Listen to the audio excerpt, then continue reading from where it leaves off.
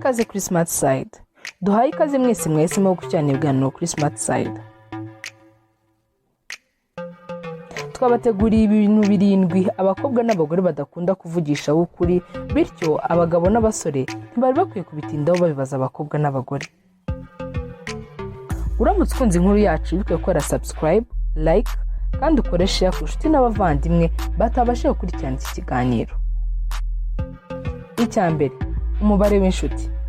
Abakobwa nibo bakunze guhura n'umubare munini w'aba basaba urukundo kandi ntibajya bihutira gusubiza ko bidashoboka, bityo bigatuma bagira inshuti nyinshi kandi buri imwe izi ko ari yo mwami w'umutima.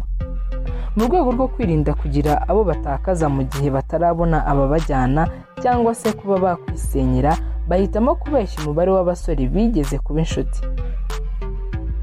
Icya kabiri, impamvu zo gutandukana.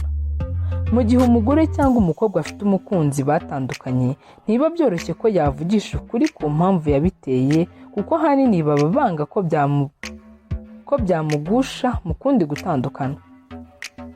Icya gatatu, ibiciro by'imyambaro n'imirimbo. Benshi mu bagore cyangwa abakobwa bagabanya ibiciro mu gihe bavuga ku myambaro n'imirimbo byabo ndetse n'ibindi bintu batakaza mu kwirimbisha. Ahanini ibi babibeshya mu rwego rwo kwerekana ko ari abanyamutima badasesagura. Akenshi bakavuga ibiri hasi igihe babwira abakunzi babo, ariko bagera mu bakobwa cyangwa abagore bagenzi babo bakaba bavugisha ukuri cyangwa bakanabizamura.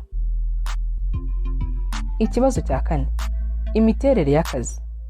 Bitewe n'uko akazi umuntu akora kagaragaza byinshi ku gaciro ke mu muryango ndetse n'imimerere ye, akenshi usanga abagore bakunda gutaka akazi bakora, bagerageza kumvikanisha buryo cyari keza gakwiriye mu rwego rwo kumvikanisha ko bashoboye kandi ari bo kwizerwa. Ikibazo cya gatanu, ibijyanye n'imitungo. Abagore n'abakobwa bakunze kubeshya ku bijyanye n'umutungo kandi inshuro nyinshi babeshya bavuga ko ari nta kintu bafite.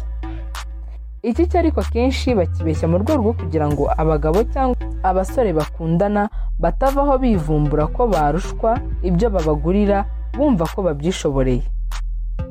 Icya gatandatu, imyaka. Nubwo bisa n'ibitiyubashye kubaza umugore cyangwa umukobwa imyaka ye, hafi ya bose mu bayibazwa barayigabanya, kuko gusaza ntibiryohera abagore n'abakobwa. Nunahura n'umusore uzamubwire ko yashaje, ariko ku bagore ho hari n'ufite imyaka myinshi wakwita umukecuru mukagerana kure. Si ibyo kwemerwa gutyo gusa rero mu gihe hagize umugore cyangwa umukobwa ukubwira imyaka afite, kuko ni bake cyane bakubwiza ukuri. Ikibazo cya karindwi ari nacyo cya nyuma, iby'uko bakoze imibonano mpuzabitsina. Nubwo bisa n'ibitagira iyo byerekeza, benshi mu bagore ntibajya bahishurira abagabo ko baba hari undi muntu bagiranye nawe imibonano mpuzabitsina mbere y'uko bashyingirwa. Ku bakobwa naho ntibaba bashaka guhishurira abakunzi babo ko baba bararyamanye n'abandi bahungu mbere y'uko bakundana. Niyo babyemera, birinda kuvuga ibijyanye n'inshuro ndetse n'umubare wabo baba bararyamanye. Ese nawe niko ubibona, koko ibi bibazo ntabwo abakobwa bajya babivugisha ukuri? Tubwire uko ubitekereza. Dushime mwese mu kubana natwe. Hasta la vista.